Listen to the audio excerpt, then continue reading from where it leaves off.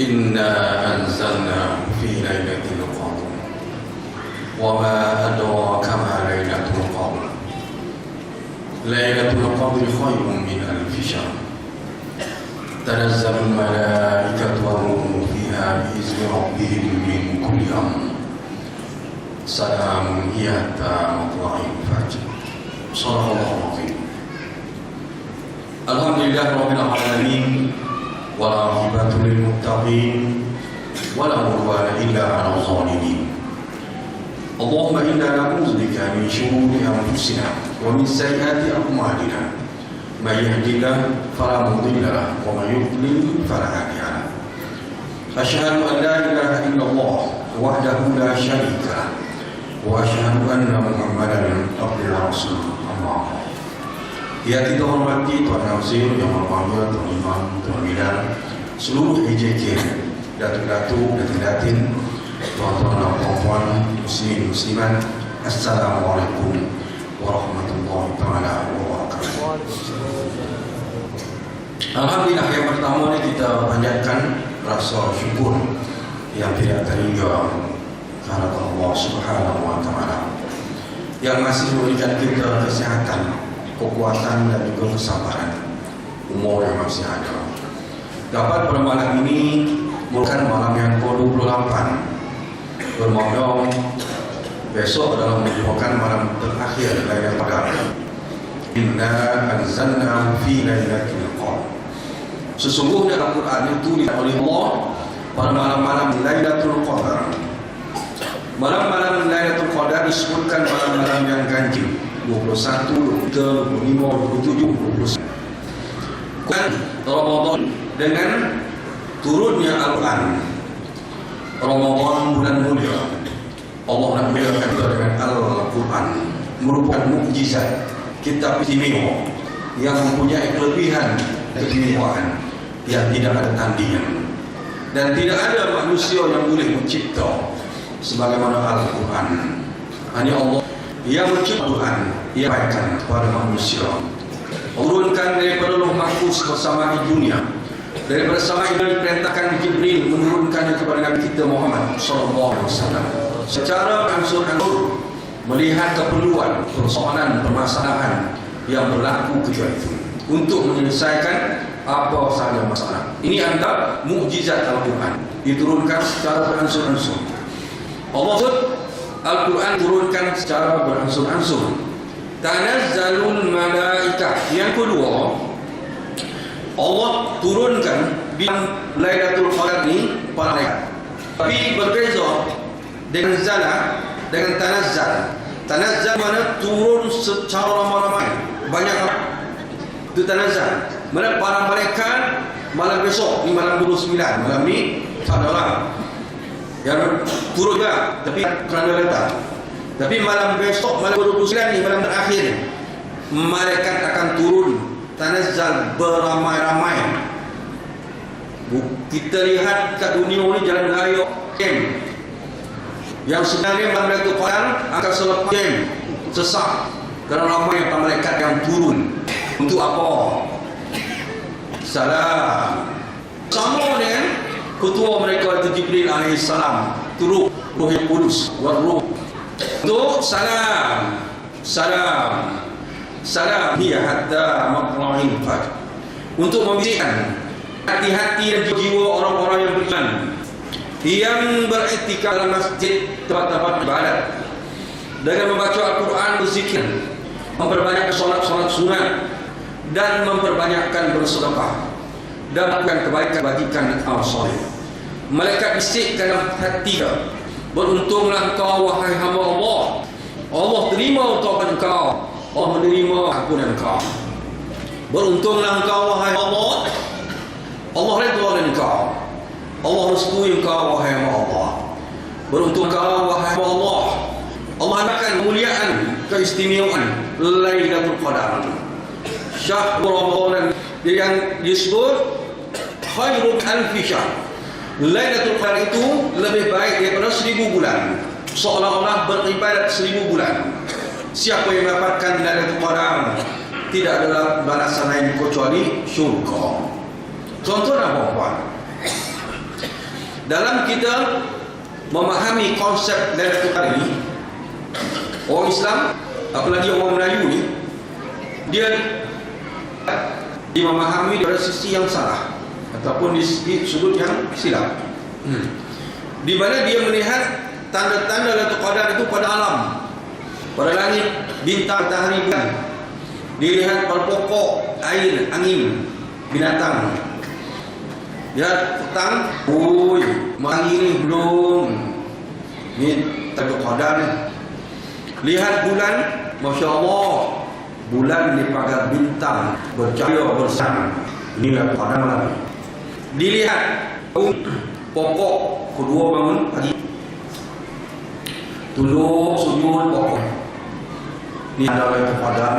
Dia pergi nak mandi, dulu pakai perigi dalam luka jauh 500 meter jalan kaki dalam semak. Sampai kat perigi guna badi yang aluminium. Dia bermasuk dalam itu, bawa bunyi tung tung tung, mang baku bagi aku Lailatul Qadar. Balik tidur dah. Besok pagi jumpa kawan. Ya, malam tadi aku dapat Lailatul Qadar, dapat tanda, 2 tanda kosong. Pertama kejut, yang kedua IPD aku. Jom tengok dalam biji tu ada 2-3 badi. Anak dia mandi semalam tak sempat nak ambil. Dia masukkan aku belaga tung. Maka ada juga yang merasakan dapat syawal ni, raya ni, banglo besar dekat 10 juta ni, mam itu mewah pun. Dengan kita dapat durian utuh 3 juta. Alhamdulillah, Lailatul Qadar itu bukan Lailatul Qadar. Tanda Lailatul Qadar itu, tuan-tuan dan puan, ada pada diri kita, ada dalam diri kita, iaitu pada hati. Hati yang dibisikkan oleh para malaikat, jadi manusia yang beriman, yang bertakwa, merendah diri kepada Allah dengan akhlak yang baik dan meningkatkan ilmu dan amalannya. So baca Quran, rajin baca Quran, suka baca Quran, beramal baik, bertambah tunduk wara. Itulah tanda mendapat Lailatul Qadar. Sebagai nutup dari tuan-tuan dan puan, mengapa kita tak salahkan siapa? Orang Melayu, umat Melayu ni, dia memahami konsep agama ni banyak di silap yang salah. Sebab kita telah dipengaruhi banyak oleh izam ataupun aliran yang sejak jatuh negara Islam Melaka. Apabila jatuh negara Islam Osmania, maka penjajah Barat ni meracuni pemikiran kita, umat kita perlu. Sebelum dijajah, umat Melayu adalah umat yang paling maju setiap genap larangan pertanian perusahaan. Umat Melayu sampai seluruh penjuru dunia, Afrika Barat sampai ke Asia Tengah, sampai ke China, ke India. Hebat orang Melayu berdagang dan berniaga, menyebarluaskan ilmu yang ada. Orang Melayu merupakan orang yang istimewa dalam dunia. Orang Melayu pernah berjuang bersama Umar bin Abdul Aziz dalam membebaskan Palestin. Orang Melayu pernah bersama tentera-tentera Islam dalam membuka Spanyol sehingga ke Perancis. Orang Melayu pernah bersama pejuang-pejuang Islam membuka negara-negara di Asia Tengah. Hebat orang Melayu. Tetapi apa yang berlaku? Tahun 1511, apabila yang nama tentera Soviet yang dipimpin oleh Portugis, perlu teringat, sebelum itu yang nama pedagang-pedagang dari Cina pernah sampai ke Malaysia, sampai Melaka. Yang nama Columbus pernah sampai ke Melaka. Yang nama Tuta pernah sampai ke Melaka 2 kali. Tetapi tentera Soviet dipimpin oleh Portugis datang ke Melaka. Mereka mengatakan untuk berniaga dan berdagang sebenarnya adalah untuk menuntuhkan kerajaan Islam Melaka. Tatkala itu adalah merupakan pusat pentadbiran negara Islam di Nusantara. Apa yang berlaku dalam masa yang saya kata perlu terlihat ini salah. Yang perlu kita tahu, di mana mereka telah menyembunyikan sejarah, menenggelamkan sejarah. Tuan-tuan dan puan-puan, apabila mereka dapat mengusahi Melaka yang pertama membakar seluruh masjid-masjid, diruntuhkan, dimusnahkan masjid-masjid, tempat-tempat ibadat, sehingga sekarang pengkaji-pengkaji sejarah datang ke Melaka untuk mengkaji tentang masjid-masjid. Saat jumpa walaupun kesannya, akhirnya mereka membakar Al-Quran. Para hafiz mengajarkan Al-Quran, dibunuh seluruh para hafiz. Dan para ulama yang mengajarkan Al-Quran dan agama dibunuh seluruh ulama. Dalam sejarah itu lebih 100.000 jiwa korban dalam mempertahankan Islam Melaka. Tuan-tuan dan puan-puan, maka itu kita sebut tadi, apabila ulama sudah tidak ada lagi dalam masyarakat, maka pemahaman kepada agama banyak melibatkan benar-benar syirik, khurafat dan bid'ah. Satu, sehingga kan ada ulama mengeluarkan fatwa. Nama ulama ini menyamar sebagai ulama besar. Dia asalnya dari Belanda. Nama dia Ojen. Dia mengeluarkan fatwa, siapa yang tanam terung adalah melupakan ibadat. Qala Rasulullah. Ini Nabi sebut. Semua orang terung sebab nak beriman. Akhirnya tak terung, kumpul, dibuang dalam gaung, penuh gaung itu terung. Sampai begitu ketandusan ilmu umat Melayu. Tetapi sangat alhamdulillah. Hanya apa yang berlaku selepas itu, dalam tahun 1522, tentera daripada ufuk timur daripada Pulau Jawa yang dipimpin oleh Demak II menghantar puluhan ribu tentera, ratusan kapal perang bertemu tentera Portugis, tentera Soviet, tetapi terpaksa menghadapi kekalahan sebab Portugis telah membina satu kubu yang namanya Formosa. Akhirnya berundur ke Jawa. Tetapi tak putus asa, Demak II mengutus surat kepada seluruh kerajaan Islam di Nusantara, daripada Sumatera sehingga Padang ke Medan, sehingga ke Aceh, daripada Sulawesi sehingga ke Kalimantan, daripada Selatan Thailand sampai ke Burma, sampai ke Vietnam, sampai ke Filipina. Ketika itu adalah merupakan negara Islam yang terkuat di Asia Tenggara. Di bawah kepimpinan Rasul, kekuatan mereka tidak dapat dikalahkan sampai sekarang. Berapa ratus tahun tentera-tentera pada Amerika dapat makan tentera. Filipina ketika dulu adalah merupakan pusat penyebaran Islam di Nusantara. Bandar Kota Raya yang nama Manila itu asal nama Fi Amnillah, kota di bawah jagaan Allah. Insya Allah satu masa, satu ketika nanti Filipina akan kembali jadi negara Islam. Seluruh penduduk dia tahu bahawa Filipina adalah merupakan sebuah negara satu ketika. Tuan-tuan dan puan, Demak II dapat menghimpunkan hampir 400 kapal perang bersama dengan 100.000 lebih tentera menuju ke Melaka, bertembung dengan tentera Soviet yang dipimpin oleh Portugis. Bukan 7 hari, bukan 7 minggu, peperangan berlaku hampir 7 bulan. Ini adalah merupakan peperangan yang terpanjang dalam sejarah dunia yang tidak diketahui dan ditenggelamkan dan disembunyikan fakta ini oleh negara barat. Mereka menghadapi tentera Islam, mereka menghadapi kekalahan, mereka mengimport, memanggil bantuan daripada Amerika, England dan juga Belanda. Habis dimusnahkan oleh Demak II. Akhirnya kalau Islam mencapai kemenangan dan hampir mencapai mendapatkan kemenangan, apa yang berlaku? Timbul yang munafik yang bersekongkol dengan tentera musuh.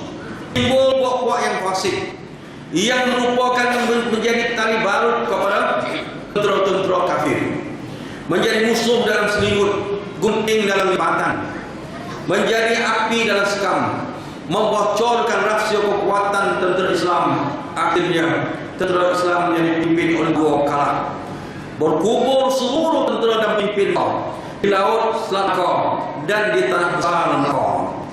Inilah yang berlaku dalam sejarah. Betapa dahsyatnya bantuan dan kerjasama Islam di Nusantara untuk mempertahankan kerajaan Islam dan pusat pentadbiran Melaka. Tuan-tuan dan puan-puan, kita bukan umat yang lekeh, bukan bangsa Melayu yang lemah. Kita bangsa Melayu adalah bangsa yang hebat, yang kuat. Bangunlah pemuda-pemuda, anak-anak remaja, marilah sama kita bangunkan kembali kehebatan dan keistimewaan kembali ke awal umat Melayu. Kita perlu lihat bahawa kita perlu pergi jauh. Jangan lagi kita ketinggalan. Kita bukan seperti itik yang mati dalam kolam. Kita bukan seperti ayam yang mati dalam kepuk. Kita, negara ini kita punya. Negara ini tempatlah kita. Di sinilah kita menjadi Islam dan beriman dan menyembah Allah Subhanahu wa taala. Hidup mati di sini. Marilah sama-sama bulan yang mulia ini kembalikan marwah kita. Jangan kita dipelekeh dan hina oleh bangsa ini. Kita adalah bangsa yang bermarwah. Bangunlah, bedalah hutan semula. Maka itu Ramadan ini tanamkan dalam jiwa kita perasaan suka baca Quran, seronok baca Quran, dan kita rajin baca Quran. Bacalah Al-Quran di rumah, di masjid, dalam kereta, di mana-mana sahaja. Bacalah Al-Quran. InsyaAllah makin banyak kita membaca Al-Quran, makin banyak Allah akan mempermudahkan urusan hidup kita. Tuan-tuan dan puan-puan, ayat Al-Quran ini Allah akan turunkan kembali apabila kita kembali kepada Al-Quran. Wa'tasimu bihallahi jami'an. Berpegang teguhlah kamu seluruh dia dengan tali Allah, iaitu Al-Quran. Lau anfaqna fil ardi jami'a ma alafta baina qulubihim. Kamu ambillah seluruh yang ada di muka ini, harta benda, wang ringgit, emas, intan, berlian, berikan kepada manusia ini tujuan untuk menyatu padukan hati mereka, pasti kamu tidak akan berjaya. Walakin Allah allafa baina qulubihim. Yang mampu menyatu padukan hati-hati manusia ini ialah Allah Subhanahu wa taala melalui Al-Quran. Al-Quran merupakan mukjizat, kitab istimewa yang punya kelebihan. InsyaAllah bila kita kembali kepada Al-Quran, Allah akan muliakan kita, mengembalikan marwah kita, insyaAllah. Sekarang kita tutup malam ini. Mudah-mudahan jumpa lagi pada hari yang akan datang. Selamat puasa dan selamat menyambut hari raya. Yang akan balik ke kamu, hati-hati.